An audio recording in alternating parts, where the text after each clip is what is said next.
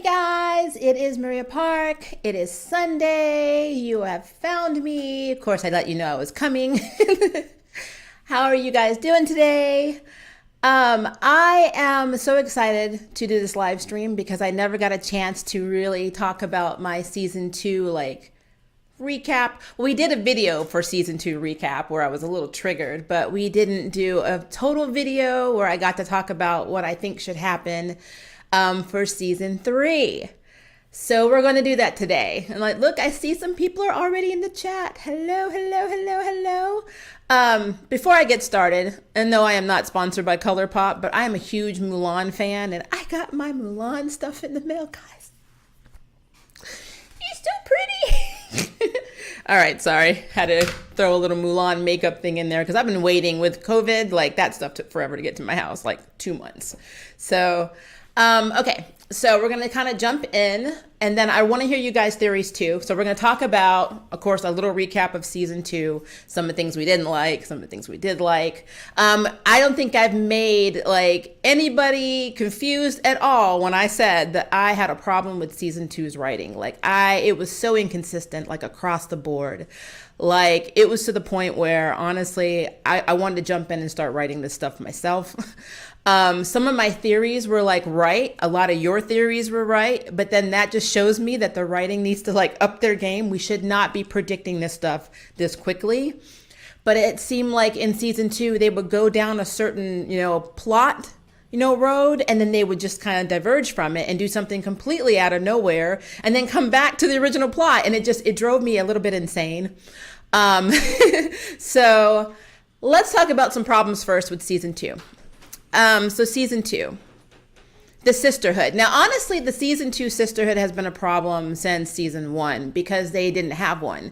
It took so long for these girls to bond as sisters, which is very ironic because honestly, it didn't take long for the girls to bond with Maggie separately. So of course, Mel and Maggie, grew up together. So they have that sister bond. Macy just acclimated to Maggie instantly, but the way she would treat Mel, if you look at Macy in season one, it went from being envious that Mel got to be the sister that grew up with Maggie, and then to her finding out that actually Maggie was her true full sister. If you look at that episode and just really break it down, Macy was like, oh yeah, me and you have the same dad, and you're just a half sister to Mel. So Macy and Mel have this volatile relationship a lot of the time in season one, and even in season two, they are not close at all. So with the mother saying that your power, basically you're stronger together, your sisterhood is the basis of your power, that obviously can't be true because then they wouldn't have any power because Macy and Mel have zero bond.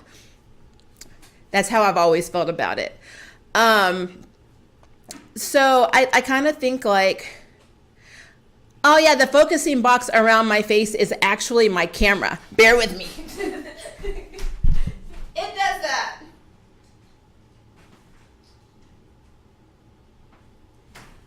Did I get it? Ugh.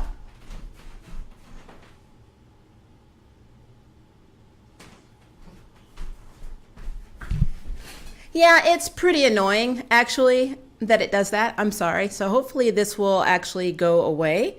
It's through OBS. So I have autofocus on and I'm using a Canon 80D, but sometimes this box does this. So let's see if it actually goes away if I keep pushing the info button. If not, hey babe, can I get your assistance? I will call my spouse because marriage is a great thing. I'm going to have my babe keep hitting the info button so you won't see that. Sorry about that, guys. Normally I set that up ahead of time, but I was running late this morning. So I keep pushing info and I will see if it goes away. Hit it more. Hit it again. Oh. Okay. And then turn the autofocus off. Sorry, guys. I'm having technical difficulties today. And normally with autofocus on off my camera, it doesn't normally try to focus on me this way, so I don't know why it's doing that. Yeah, AF is actually autofocus. I need it on manual focus. So if you see it on AF, put it on MF. It's on the lens. Little switch. Yay! See, this is why I get married, because marriage solves problems. But anyway, so back to what we were saying about Macy and how Mel's like non-relationship. Like I have so many problems with it. Like I feel like there had to have been a better way. Like let's think about the original Charmed. And yes, I know the original Charmed, completely different series. They're not trying to be the OG Charmed. I get that, but the plot is the same. The sisters are the same, and there's a half sister, so it's like the same plot. So let's think about this. When Paige first arrived, there was a little friction between Piper and Paige, but that's also because for Piper, her older sister Prue just died. So she kind of felt like this new girl was coming in and like taking basically her place, Prue's place. And then, but once they started bonding, it was pretty obvious that that was their sister. And by like the last, 2 seasons of Charmed, I mean, they were sisters. I don't know what it is with Macy, and I understand that her character, I don't know. I just feel like maybe that because she was raised apart from them, and it was almost like she felt like her mother didn't want her. We know that she developed walls, and she had like, in my opinion, abandonment issues from her mother. But it's just weird that she took it out on Mel. So honestly, is it just a jealousy thing? I've always wanted to know what it is between Macy and Mel that doesn't work, because I really want it to work. I really, really do. I feel like there has to be an overall reasoning, because I mean, at this point, she's had some closure. She's got, she's seen her mother. She knows that her mother was in her life and was visiting her. She knows why her mother couldn't be around her, and her mother sacrificed being her mother to save her life. So like, those are all like endearment things, that's not something you be, angry about. So I don't get it. I really don't get it. So I'm really hoping, I kind of feel like maybe in season 3, my overall wish for this series, if we don't get anything else that we want and that we talk about, is that the sisterhood itself becomes an actual sisterhood. We got a snippet. I think it was like episode 15 or 16 of them actually looking like they gave a crap about each other, being in each other's lives, not being separated all the time. That to me was awesome. I'm worried that that's not going to continue in season 3. And that we're going to retro and go back, everything's going to be retconned, and we're going to be back where we were at the beginning of season 2, where I was ripping out my hair saying, why am I watching this show? It's like, yeah, that's one of the things that I think I want for season 3. I definitely want them to actually have a real, believable, natural looking sisterhood. If we can get that, all of the other stuff plot wise, I mean, it's a CW. We know the writing's going to be crazy. I can deal with that. I just really, really need for the sisterhood to be a sisterhood, and not just Macy saying, I like Maggie more, and Mel like, I grew up with Maggie more, and then them like tolerating each other, It's like, it's just really weird. Also, relationships, guys. I really think that, am I in the minority when I say this? I really want Abigail and Mel to get together. Is that weird? Am I weird? I mean, I'm scared to look at the comments. I don't want you guys to like, oh my God, what's wrong with this woman? But I don't know. I mean, Mel has had, if you really look at the history of relationships, Mel has had a horrible time keeping a woman. I mean, let's be real. I mean, Nico, Jada, Kat, which kind of, can you really count Kat? That was like a kiss in like a millisecond. And she left Mel her entire store, which was very weird. I mean, to me, that was her only purpose in this series, was to leave her the store. And now Ruby, who's like, I want to be with you, but I don't want to be a witch. And yes, I'm a witch, but I don't want to be a witch. You're not understanding that. You have pride in being a witch. I don't want anything to do with being a witch. Am I weird in that? Thank you, baby. I get tea from Loves. But yeah, am I weird for saying that? Like, I feel like Abigail is really the only one, and this is just me. I mean, they could introduce another character in season 3, and I really hope they don't. But I really feel like Mel and Abigail had a bond in the, like, at least the later part of the last episode. Like, there were moments that look romantic to me. Like, the whole, like, even with Abigail saying, oh, I don't want to leave you. No. The 2 times they were captured, like the first time when Mel was in the prison, and Mel, and Abigail basically got out because of the 2 scavenger demons, I think they were called. And she was like, oh, well, like, I could have left you, don't tempt me. But she came back. She went to get the knife to stab the demons to get Mel out of jail. And Abigail's right. Abigail could have just left and been fine. And then Mel just would have been killed. But she went back to save Mel, even at the risk of both of them being captured, which they were, and were almost killed. And if, her sisters and them hadn't come to save them. So am I the only one that thinks that that's actually really cool? And then look at the one the episode when they went back to the apartment to get the device, the magical tracking device. And they had to run up to the room. And Mel says, well, you can kind of just shimmer out of here. I'm the one that's stuck without any powers, and we don't have the teleportation marble because you had to take basically an Uber here. And she's like, and leave you, don't tempt me again. It's like Abigail stays to save Mel. She even saved Mel in the command center when the tube that was holding, Harry came flying at him, and she stopped him. I don't know. I just really liked it. The scene at the bar, I really feel like they have chemistry. So I think that they are a really cute couple. I actually am really pro, Abby and Mel. I was not Abigail Harry pro. I did not ship that at all. I thought that was weird.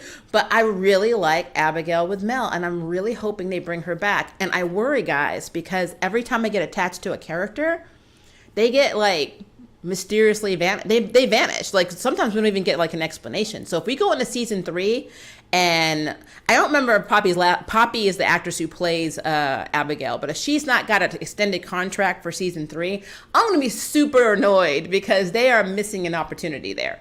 Because as far as I'm concerned, Abigail is canon in this relationship. And so this is going to be basically my add-on to that. And then this, you may also think I'm crazy. I think I said this in another review. Who here thinks that Abigail is pretty much Cole from OG Charmed? Because for the longest time in the beginning, I thought they were doing that with Maggie and Parker. But that's not the case. Yes, he's half demon. Yes, he was going to be the source. So yeah, that storyline is kind of the same. But Abigail is actually closer to Cole than Parker was. So in my mind, it makes more sense that Mel and Abigail have the Phoebe Cole relationship, only not as dark and not as, pretty much doomed from the beginning, So, because at least with Abigail, she's half witch too. Cole wasn't half witch, he was half human, half demon. So I'm hoping that that's kind of like their star-crossed, they go through a lot of stuff, and work it out type thing. The kind of thing they're doing with Harry and Macy, which I'll get into in a minute, which is driving me nuts, which is kind of parallel to a little bit with Piper and Leo. So I don't know. I kind of feel like that could be the Phoebe Cole, reboot couple. I don't know. What do you guys think? I feel like Mel deserves more. A lot of her storyline revolves around her being in a relationship with someone else. In the span of 2 seasons, she's had 4 love interests. She has had 4 love interests, but honestly, I feel like her love interests deserve more too, because they really get the crap end of the stick. I mean, look at Jada. Jada is all her, what was it? The Sisters of Arcana, I believe they were called. All of them were dead. The person she believed in, Fiona, tried to kill her, and then she ran. And to this date, I don't know why she couldn't find out that they were alive in season 2, because she is half white lighter. So, and how did the white lighters dying affect her? I really would like to know that. I would love them to have Jada come back, even for an episode to kind of resolve that storyline. But yeah. Let's see. Abby is sexually fluid, so she is kind of bitchy either way. Abby. True. I wouldn't say Cole, but Abba gives me the same flair as Drake Damon with elements of Cold Throne. Yeah, I could see that, Nicholas. I could definitely see that. Yeah, Jada, half white lighter, half witch. I really want to know how that how was she affected when all of the other white lighters died? I know Harry separated himself from the elders, but whoever Jada's father is, or mother, we don't know which one it is, whoever that parent is that was a white lighter, I mean, if they were still attached to the elders, then doesn't that mean Jada was affected by that too? I'm just curious. Does she lose her white lighter powers and just become full witch? How does that work? I would love for them to have an episode in season 3 for that. That would be awesome. So yeah, Mel and Abby. So let's move on to Jordan and Maggie. Jordan has been very instrumental in helping Harry and the girls in this episode, or in these episodes. I know he's partly doing it because of the curse and trying to figure out how to break it for future generations, but he's also doing it because we all know, because it's Maggie. He is falling for Maggie. I do feel sorry for his girlfriend, live-in partner. I don't really know what they were. The one that was in law school with him. I feel sorry for her because she's also getting the crap end of the deal, just like Greta in season 1, where Nico cheated with Mel originally and kept going back to Mel on her fiance, Greta. I don't support cheating, but apparently this show has an overtone of doing it. So, they do. A lot of people cheat in this series. Macy's cheated, technically, because she was with Julian and was kissing Harry. They weren't committed, but they were. If you're sleeping with somebody and kissing them and, dating them, you're with this person. So you should have broke up with that person before you did all that. But yeah, I really would love to know, because there is like this cheating thing going on. I really like to know what their intentions are with Jordan. Like, where's Jordan's character going to go? I mean, he can't just keep going through this whole, I have to, basically undo what my ancestor, my great-great-grandfather did. I need to make sure my future generations aren't going to die by this curse. I mean, yes, those are all valid reasons, but he has to have more of a role in season 3, or it's just going to be the repetitive stuff of season 2 and it's going to be boring. So I would love to know, if there's more to Jordan, if there's something they have planned for Jordan, if Jordan is endgame for Maggie. I mean, she's pretty young, so I don't want to say endgame because she's got a whole life ahead of her. But you know what I mean. She's only had, I think, 2 boyfriends. Her boyfriend from high school, early college days, and then Parker. So Jordan would be a more adult relationship for Maggie because, I think she just turned 21. So yeah, and he's out of college or in law school and was like a combat medic. So he's definitely more worldly than she is. So I would love to see the effects of that relationship, and also, would it be a relationship? I don't know. I'm just really curious how they're going to play out the Jordan Maggie thing. Because, yeah, it's not that big of an age gap, but maturity-wise it is. What's next for Jordan? So I would love for Jordan to be in the Charmed Scooby-Doo gang, the researcher, the medic. He's been very helpful. But I would love for him to have more of an active role. And since the girls can't go to safe space, I think we probably should get into that too. I guess he'd have to go to the house and help them. I mean, he did it in one of the other episodes when they went to the benefit dinner to try and find Harry, or the fundraiser. Yeah, I need more. I just want to know what they're going to do with Jordan. I don't want this to be like another, Nico thing that, Jordan disappears, Abigail disappears, and then they're just gone, because it's frustrating when it happens, and it seems to happen a lot in Charmed. So, I would love for Jordan to be the human friend to the Charmed ones to keep them grounded. I don't mind him and Maggie happy, but I would love them to stay platonic. I could see that, yeah. But it does look like they're pushing them towards a romantic thing. It really does. It looks like they're, like, just from the way, the spacing, the blocking of their characters in the scenes, looks like they're repressing their desire and their wants and their feelings for each other. So, I truly wonder, after he completes his ancestral redemption arc, if he will become a Cupid. Because in the original Charm, Phoebe did get attached to 2 Cupid. He did. Coop was a Cupid. You are absolutely right, Nicholas. So, yeah, Jordan could be he could die and come back as a Cupid. Or he could be another version of a white lighter. I mean, who knows? He is the medic, which is interesting because remember, Leo was the combat medic and died in the tent with the 2 guys. Because I remember there's an episode where they come back, their ghosts come back to try to kill them because they blame Leo for them dying. So there's a lot they can do, and they do tend to take, even though they're not trying to be OG Charm, they do tend to take storylines and plots and situations and then redevelop them for the new series. So we'll see. These new showrunners are interesting. Do I miss Lucy as a character? Yes. Let me tell you something, guys. Don't laugh at me. I still think Swan is like, the overlord. Swan is so cutesy and so good and so bubbly. Yeah, Swan's totally evil. So we have Jordan. So now we have Hasey. Guys.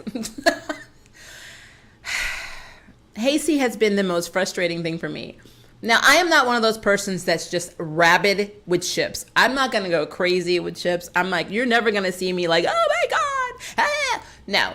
But what gets on my nerves is when you have two characters that you obviously have set up the fans to want to be together, and then you do like unnecessary BS. Not even to keep them apart, just in general. Like the BS doesn't lead to anything. So like since the end, I think the finale of season 1, where Macy implies that she could read Harry's mind and that she knew what he was thinking, and he's like, can we just not talk about that? Well, we already knew that meant that Harry was into her, and she obviously didn't know how she felt because her boyfriend just sacrificed himself, you know. I mean, she's not jumping into a relationship.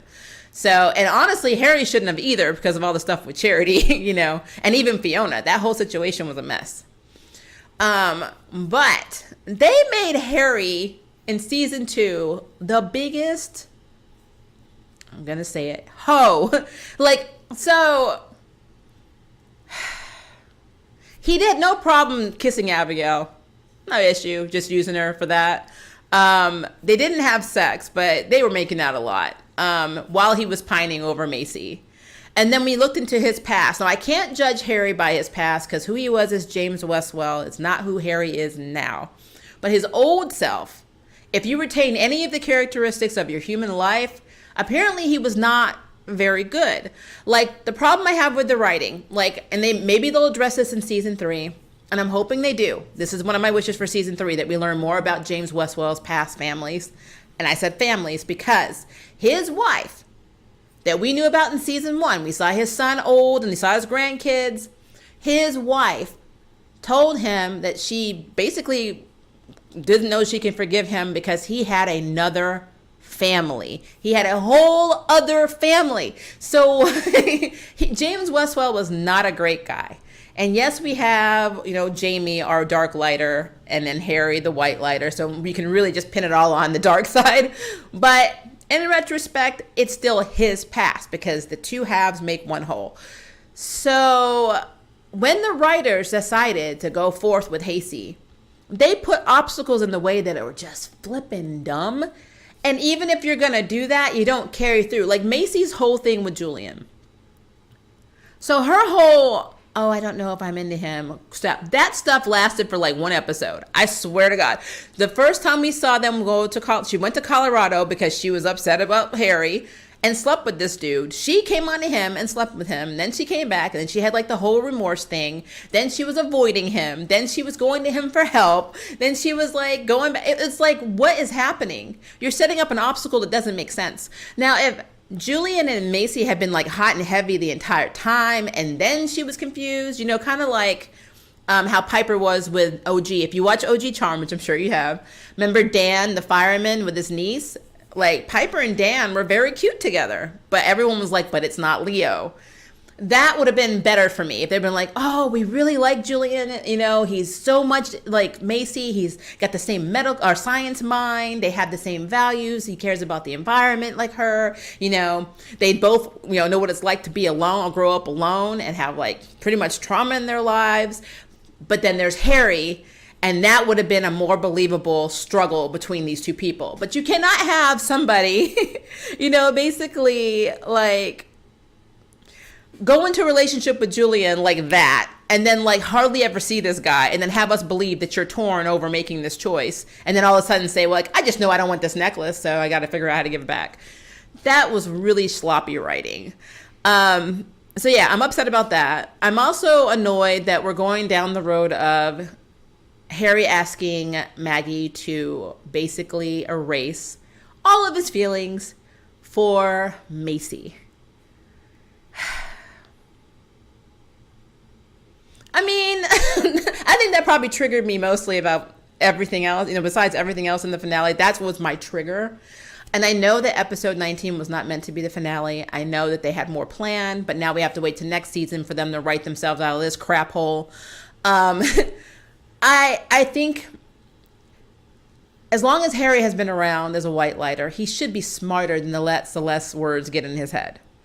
And I don't understand why he doesn't learn. It's like you didn't learn with Charity and Fiona's situation. You're not learning. When you love someone, you're going to sacrifice. I understand you feel like your role is to protect the charmed ones, but guess what? The charmed ones protect themselves. Everybody knows this. Where was Harry when they were battling, the demon? They were just getting their charm powers back. Harry wasn't around. Because they all spend their time separated. So, I don't understand why his relationship with Macy is going to threaten all three of the girls. Them being charmed ones threatens all three of the girls. So it's interesting that, Celeste made that point. And so he's like, oh, let me get that in my head. And now he's like going to Maggie, who, by the way, has had this power for 3 days, and all of a sudden can use this new power where she can just force push emotion on you and make you feel what she wants to feel, or basically, I guess in this case, take away what she wants to take away. That's a dangerous power, by the way. But I just think that's interesting that they went down that road. I don't know. I don't like it. I don't like it. Let me see. Season 2, Harry was a no-no. Yes, Anna Bailey. Yes, he was. Someone remind me, why hasn't anyone checked this discount with Joan Rivers? Because seriously, I know Harry can be a bit of a frantic pup, but for this person to come in and out of nowhere and question... Wait, with Joan Rivers, am I missing something, Nicholas? His ability as a white lighter. Have you already talked about power development? No, we have not talked about season 3. We are going to talk about that, though. Harry barely protected them this season, so it seems like... Exactly! See, Anna, we are on the same page right now. Exactly. There is no reason at all whatsoever for him to feel, I must... take my feelings away from Macy because it's going to be detrimental to me being your white lighter and protector. Buddy, that ship sailed the moment they went into safe space. I'm sorry. It's just true. So I need to know how they're going to fix this in season 3. I feel like Harry just needs to be beat up or smacked around a little bit. Maybe they should develop a spell with common sense and cast it on him because he's lacking in there. I just really need... I need the Harry we had in season 2 to shift into a more believable, mature Harry that we all expect from a white lighter who's been alive for 100 years. So I'm just saying. Or 80 years. Is it 80 years? I have to look at that. Okay. Ellen Celeste, Elder Celeste's discount Joan Rivers. Yes. Yeah, we probably should look more. We're probably going to see a lot more of Celeste. She's the only elder. So, it was stupid of them technically, though, not to let her help them translate the book since she had a hand in writing it. And they just kind of sent her off to her island. And she's like, well, I'm out. I'm going on vacation, basically. And I'm like, you guys need all the help you can get. What is wrong with you? But that's the Charm Sisters. They're not a collective unit, so they don't think with common sense either. So, which is something else they need in season 3. They need to have more common sense around the board. Like, everybody. Like, how they treated Abigail was wrong. Yes, Abigail did some shady crap, and even there were moments when I thought she was being trashy, but at the same time, she has done more to help these girls than even Harry has in season 2, and that is a fact, and they treated her like she had leprosy, so I'm just saying. All right, so powers. Let's take a swig of tea before I get into this. So, I don't understand their powers anymore. Maybe I need people that are smarter than me, like you guys here in live chat, to explain, especially Mel's power development. So hear me out. So, yes, Mel was the definition of a time witch. She was a time witch. She actually had the power to accelerate and decelerate time. Unlike Piper, who just affected the molecules of a person and slowed it to the point where it looked like they were freezing, then she was able to make them basically combust and blow things up. So I do know the technical terms for these powers. I just can't remember them right now. So, it's Sunday. Sunday is lazy day. But now she has... It's almost like they're trying to claim it's the same powers, but it's affecting temperature. Well, it's like time is moving and stopping that is affecting the age of the thing to the point where they're burning up or slowing down to the point where they're freezing. So she is Elsa in Firestorm. She has Elsa's abilities, and she's Firestorm from X-Men or any other Firestorm from the Fantastic Four, or Human Torch, basically who I'm talking about, Human Torch from Fantastic Four. Like, I don't understand why it had to be so literal. Does that make sense? Like, why do we need to have her freezing a demon's head? Why do we need to have her heating things up? Why couldn't we just get another version of a time power? Like something like warping the entire room. Like, instead of having her being able to just freeze one person, actually being able so powerful, she freezes the entire city, you know, something cool. I don't understand it. Like, her sister Maggie went from being an empathish telepath to having basically visions or premonitions to basically now being an emotional force push. She actually can make you feel what she wants you to feel. And that's actually more powerful than Mel's abilities, which is weird because she's the one with the inactive gift. I don't understand. Especially, why did Macy get her telekinesis back? Yeah, it's expanded a little bit, like we saw in the episode where they were rescuing Mel and Abby. She basically froze, which looked like Mel's power, the entire audience that was the demons that were watching them get killed. I don't know what they're doing. It's confusing. Let's see. So Nicholas says, Maria, for Mel's powers, basically Piper's from the charm, molecular acceleration, heating them up, and then molecular inhibition, freezing things to sub-zero temperatures, which was the power she grew to the point to where she could actually travel through time. So J-Man, if she could travel through time, that would be cool. Being able to teleport, which I guess technically, remember Prue was able to do like out of body projections, so like astral projecting. So that would be kind of cool. But okay, here we go. When she was briefly a warlock, when Prue temporarily married an evil warlock. Okay, no, I get that. But like, even when they did the interview, and I wish I could find that interview, they were talking about basically Mel's powers are still time based. It's just the slower they are, they age to the point where they freeze, like Ice Age type freeze. And then the faster the time has flowed is burning them out. And that's where we get the fire and the heat. But I'm like, there's had to have been more they could have done with that. You know, I just feel like, I mean, think of the season finale. It was crazy that Ruby's powers, casting that wind spell, was more powerful than Mel's powers are. And she's a charmed one. Like, when they were first fighting the demon, she had to have Macy help her because her powers were not enough. She was just freezing the demon's head, and he was like, all right, broke it up. And then, you know, here comes Macy just throwing him through the truck. And I'm like, I don't get that. Because if you remember, I know Prue was the most powerful witch, but Piper was number 2. And right now, the way I'm seeing it, it is Macy, then Maggie, then Mel. And that is really weird to me. Her powers to me are not that impressive. So I'm kind of hoping that they do something and her powers evolve even more, because right now, as it stands, I don't like it. I know I'd rather she just have her old time powers back, because at least that was more effective. I don't know. I also think that Macy having that ability, like, it's almost like she has telekinesis as well as a little bit of molecular manipulation. So it's like it skipped Mel and went to Macy. I don't know. It's weird. It's just really weird. So yeah, season 3, powers need to be either upgraded more, which is interesting because, you know, this is their 3rd season. So normally it takes like 4 or 5 seasons for them to get upgrades, because I know in Charmed they started getting a little bit, but like even Phoebe, I think she didn't get an upgrade till season 5, when she was able to like reflect people like demons fireballs and stuff through her empath abilities, which is very impressive. And she got to like levitate, which to this day I don't know where the levitation part in that OG Charm came from. It was really silly that she was able to like levitate till she could fly and kick people, but they had to give her something because she was the only one with an inactive power.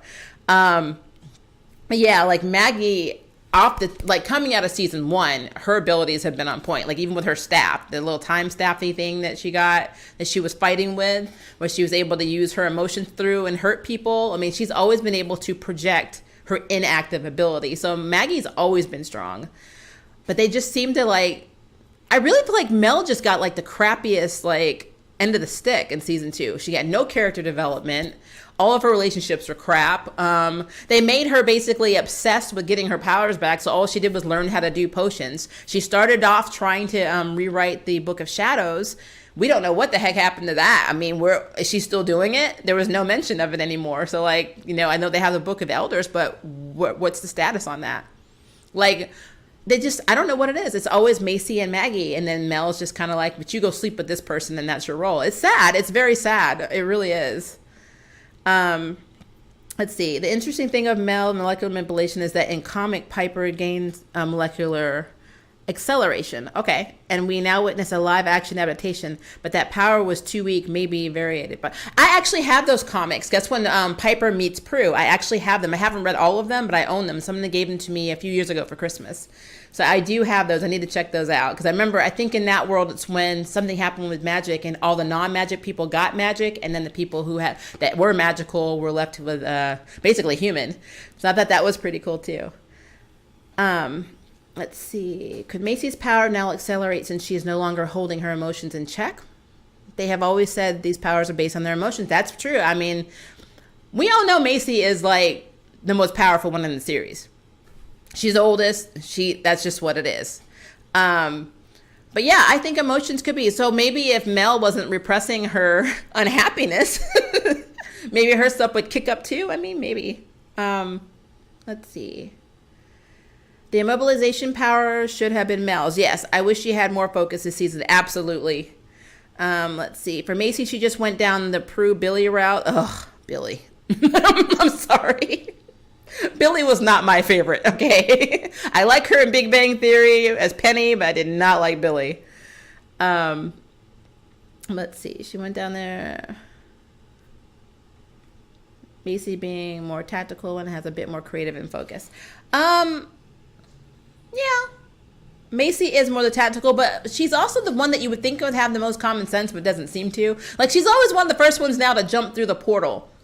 Why? You're a scientist. You should be like, let's think about this before we go. Nope, she leaps right in.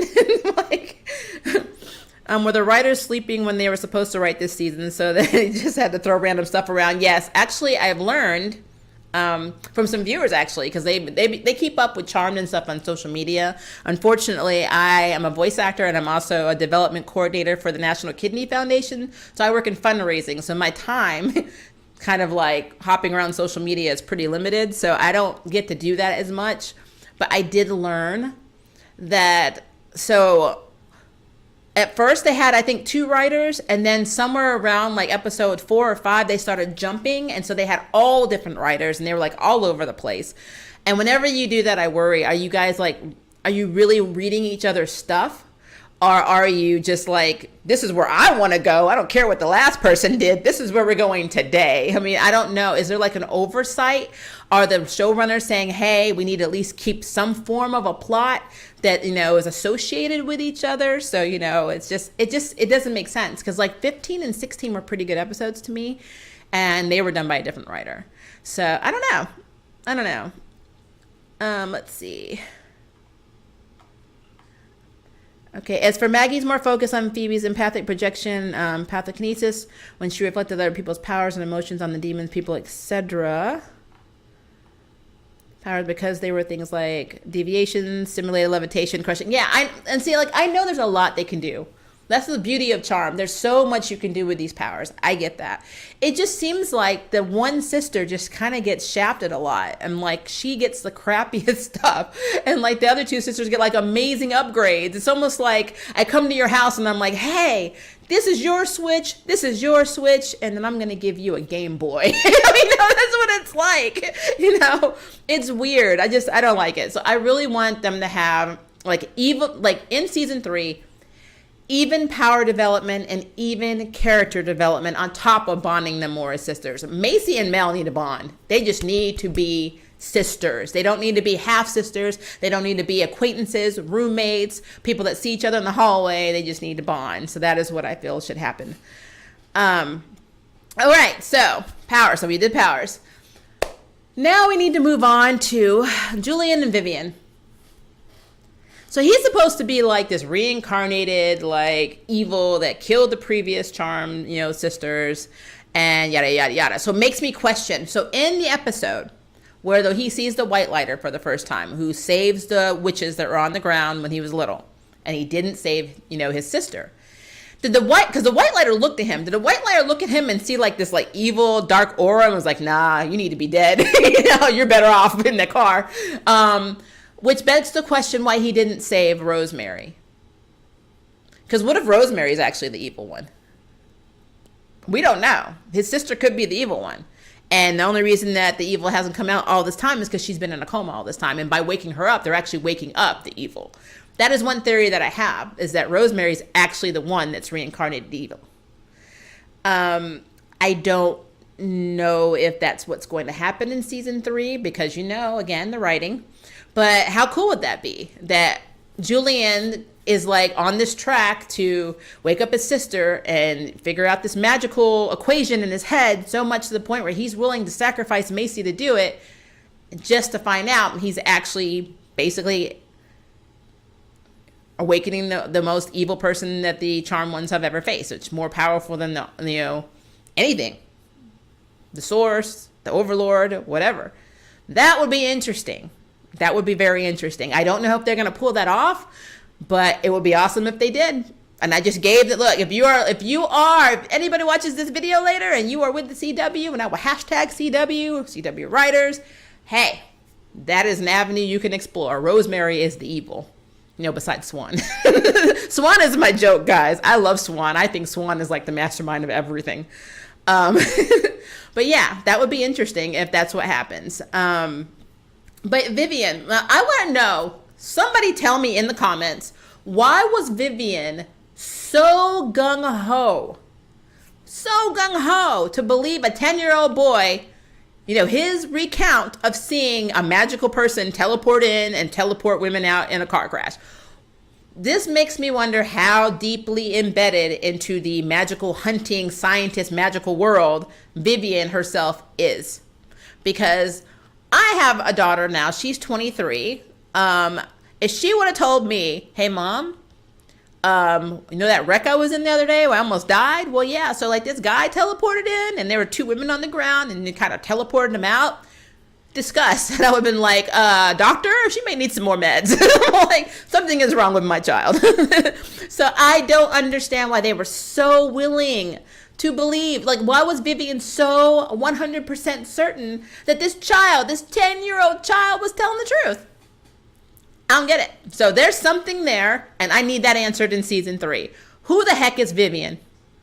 Why is she innately evil? She's evil. She has no problem killing people for her agenda. And yes, that's also corporate America. But, why is she so 100% like gung-ho to be like, hey, I'm okay killing the Charmed Ones. Hey, I'm okay sacrificing, the white lighter and the dark lighter. I'm okay with having collateral damage because my 10-year-old nephew proved to me that magic is real. No, she knew magic was real before that. And I want to know why. It's what I want to know. Let's see. The storyline would have been much better if that reincarnation would have been mentioned since the beginning of the season. Yes, J-Man, but we both know they couldn't do that. The writers can't get on board. I don't think they have a writer's room. They have a writer's closet. And let's see. And there's more than just one contender of who it could be. I was thinking, what if Julian's family line was Harry's second family? Yes, that would be really messed up. Oh, that would be messed up.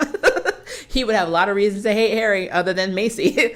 I always wondered if Swan is the other. It would be so funny if Swan turned out to be the great-great-great-granddaughter or great-granddaughter or granddaughter of Harry or whatever. That would be hilarious. And that she knew about all this stuff the entire time. That would be the ultimate plot twist. Swan was behind all of it. And, she comes in and she's like, forget these vegan brownies, and throws them on the ground. And like, tired of playing this role. And she's like the ultimate evil. That would be hilarious. It's not going to happen. But if I was writing the show, guys, Swan would be evil. So wait a minute. If Julian Aunt Vivian wakes up Rosemary and she pulls a Rex Buckland or Seer from the OG Charm, because that would be, yep, that's exactly what that would be like. That would absolutely be like that. I really want the writers to do something where it's not obvious. Just having Vivian and Julian be the evil, which basically we've been calling since the first beginning of his introduction. We're like, yeah, I said Julian was evil the first time he came. Like, I saw him sitting at the table and he did the speech. I'm like, yeah, he's evil. Like, he's in it. He's definitely in it. And yeah, he may not be as evil as Vivian, but he totally was partnered with her. And I called that crap, because you can tell when somebody is too perfectly suited for a character, something's wrong with him. I'm like, but I really feel like that's just too boring to have just Julian and Vivian be the all, you know? And plus, what about, what's her name? I think her name is Peyton Price in real life. If you watch Picard, she was Narissa in Picard, and she's been in a lot of stuff. She was, what's his name? She's been in The Flash as a villain. I can't think of her superhero's name. It's going to come to me. Or her villain in The Flash. And she was also Lana Lang in Smallville, if you go back that far. But she was in this series. She was the one that had Harry in the car. She was kissing Harry, or who she thought was Harry, or it was Harry, but she thought it was Jamie. She was kissing him. She's the one that brought him to Vivian for them to put him in the chamber. And then she disappeared, and we never saw her again. Who is she? She was in the club scene. Remember when the Jordan and Maggie went and she gave them the little pill, the green pills that were putting them to sleep or trance so they can basically get their energy, siphoned out to revive the dead demon hybrid they were making? Who is this person? Why did she work there? And why did we see her if there's no point in having her in the story?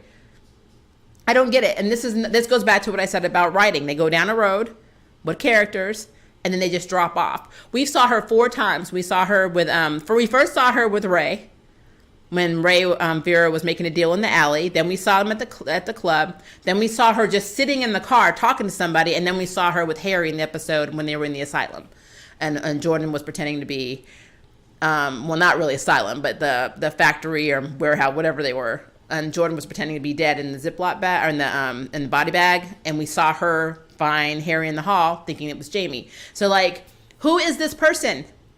And why do we need to know about her? Please tell us in season 3. Please have some reason for having this obscure character in and then not having her anymore. I just need to know. Golden Glider. Thank you. Thank you. Thank you. And I am a comic book nerd. I can't think, guys. It's Sunday. And Arrowverse is not my reflection of comics most of the time. So, but yes. Yes. She was Captain Cold's sister, right? I'm pretty sure in The Flash. And I think she did a stint in Legends for an episode. But yeah, Peyton List. Thank you, Peyton List. So, yeah. We are on track with Julian and with Vivian not being the ultimate evil. Plus, we really need to know more about Vivian because something is off about her completely. There's no reason she should have believed a 10-year-old. So that's where I am with that. Safe space is another question I have and another answer I need. I've actually questioned this a lot. So I'm under the impression that when their mother died, that the sisters inherited the house. Because they could not afford rent, I mean, let's be real. Mel was in season 2 after the spell she did to rewrite history for Nico was working as a bartender. Maggie was working part-time in a restaurant. And yes, Macy did have a job as a research assistant and supervisor at the college, but it wasn't enough to pay a mortgage on a Victorian house. So where was the money coming from? Did they get left money? And the only reason I'm asking this question is because in season 2, it was made very clear that they didn't have enough money to go into Kat's shop and buy ingredients. So Mel was going to go shoplift, or was shoplifting. And they were stealing coffee mugs and they were stealing hoodies to the point where Swan was putting stuff on lockdown because stuff kept disappearing. How do they eat? Where does the food come from? Maggie did have the job as a supervisor, and they did stress that as well, our assistant manager, that they needed the money. But now that there's no safe space, shouldn't they starve to death? Because none of them have a job. Harry can't get a job. He's been dead for years, and his persona doesn't exist, technically. I mean, I think he said that he was a women's study instructor or whatever, and he wrote a book. So maybe Harry has money, but if he had money, then why were they shoplifting in the store? Do you see what I'm saying? It doesn't make sense. So how do they survive? I really would love to know that. I need a realistic answer to this because, that's a basic necessity. Eating, having food, that's one of the necessities of life. And no matter being a charmed one or not, you can't use powers on yourself because of personal gain. I'm assuming it's still, applicable in this universe. So how are they surviving now that Maggie can't go to work? What are they going to do? Just need to know that. Also, what now? What do they do now? I mean, we already know that Maggie's having like a lot of problems with the fact that people are more, and this is true. She's younger, so she's looking at it this way. You're planning your life ahead. All these people have like ambition. Like Jordan's going to law school. All these people have lives, and you can't have one because you're a charmed one. Like you can't go to college. You can't. At least to her, she can't go to college. She can't do any of this stuff. So then, what do you do? Are you is your full-time job now just charmed one? We saw in OG Charmed how hard it was. I mean, when Piper wanted to open her club, they literally took a mortgage out on the house.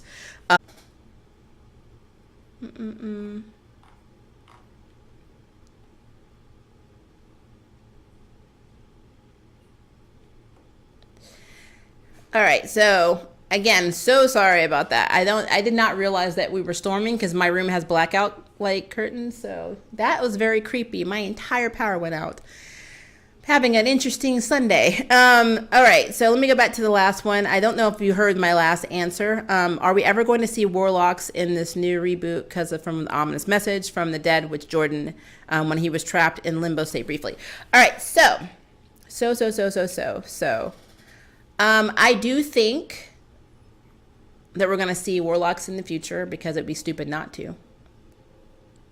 I mean, if you haven't heard my Motherland Fort Salem response, the Mel witches in that series don't really do a lot either. I don't know why. I don't know if this is like some writers union thing. I don't know. It's really weird. But I do think we are going to see the Warlocks. Let's see here.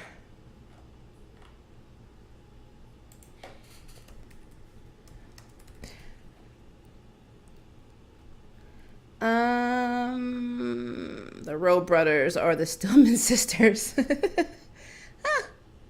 Yeah, I could see that. I also wonder though, like some of the characters that they bring back may actually be, or not really bring back, but introduce besides some of the older characters that bring back may be Warlocks. I don't, I'm sitting here racking my brain. I don't think we've ever seen in Charmed season 1 or 2 of the reboot, I don't think we've ever seen a male warlock. We didn't even see, did we see? We didn't even see the elders. I think they were all women. Huh. Do they exist? I mean, do you have to be female to be a witch in this world? I wonder now. That's got me really thinking. Because yes, we have male white lighters. But we don't have, I haven't seen any. I mean, correct me if I'm wrong. There could have been a male in there. Maybe I'm crazy. Did we see a male? No, I don't remember seeing any. Now I have to go back into season 1 and look for, just specifically to look for male warlocks. I don't think we had one. Okay, that is a good question. Yeah, that one threw me for the loop. So season 3, please introduce male warlocks, or just warlocks, I guess, because warlocks are males. Please introduce warlocks, good or bad or both, because yeah, we need some diversity here. That is very interesting. Because yeah, we've had every kind of demon, but not a warlock. You are absolutely correct. That is so weird. That is really weird, and I don't know why. I just did not know anything about that until now. That's very interesting. Okay. And characters that I went back for season 3, that is probably, that was one of the biggest things that I was thinking about. I really would love Nico to make an appearance because how they left that was very weird and messed up. And I really feel like they did her wrong. Her character was actually done wrong. I mean, that was wrong. I mean, I know that she left her fiance and that was a mess. And then a lot of people, some people commented, well, that's what you get for cheating and breaking off with your girlfriend and cheating on her with another woman. And I get that. I do. I don't support that. But all the other stuff that happened to Nico, though, I mean, the woman was a detective and she was basically a private investigator. Her entire life was rewritten to the point where even her career was gone. And then, of course, she's back with Greta because she never met Mel and never broke up. But that also means if you're not meant to be with someone, it's almost like you're forcing them with a person that they aren't really into and meant to be with. And all the knowledge that you gained about yourself is gone. So, that's just really, it was such a mess. And the way Mel kind of left that was really messed up. So, I don't know. I kind of feel like they could have done a lot better for Nico, and I would love to have like a closure episode. If anything, a closure episode for Nico to come back, because now Nico thinks that Mel's dead, like everybody else. She thinks the woman she loves is dead, and that's horrible. And what's going to happen if Mel accidentally runs into her somewhere in the world and it's like, oh, by the way, I'm alive? That's so messed up. So, yeah, I don't like that, guys. And then also, I would love to know, like, first of all, I would love to have Abigail's mother. I would love to see Abigail's mother added into the Charmed universe, because the way she talks about her, it makes it seem like she was unsupportive and hated her demon side. And so not really abusive, but not really, she kind of was more neglectful. So she has definite mommy issues. And I would love to see where that goes. So season 3, introduce Abigail's mother. I think that would be very cool.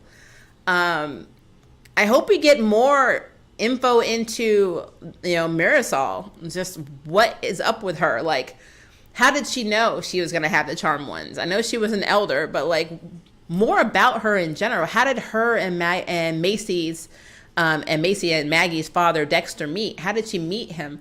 And then how did they get back together to conceive Maggie? Because we know she cheated on Ray. So I don't know. It's really interesting. I really want to know.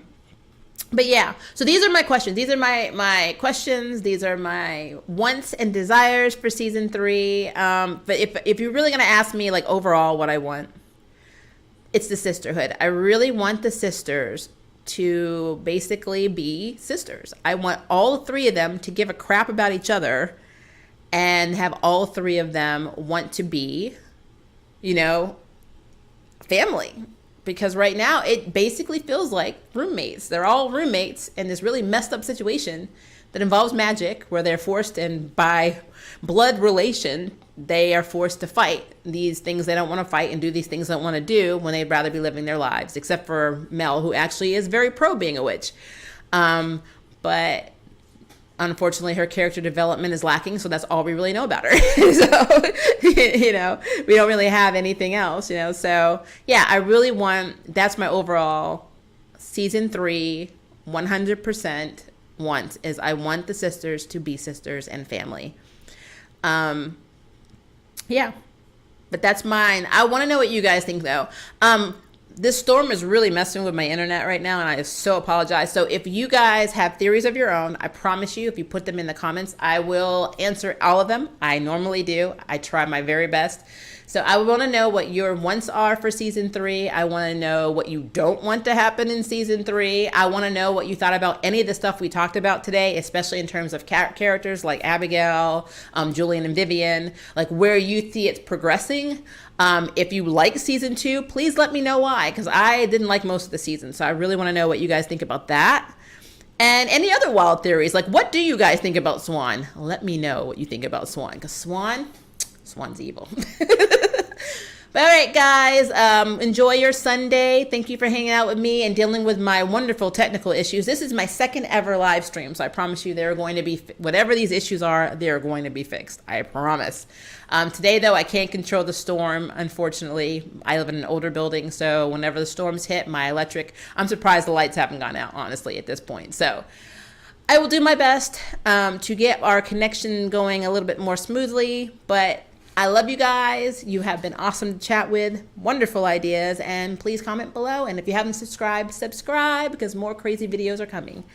Have a good Sunday. Bye.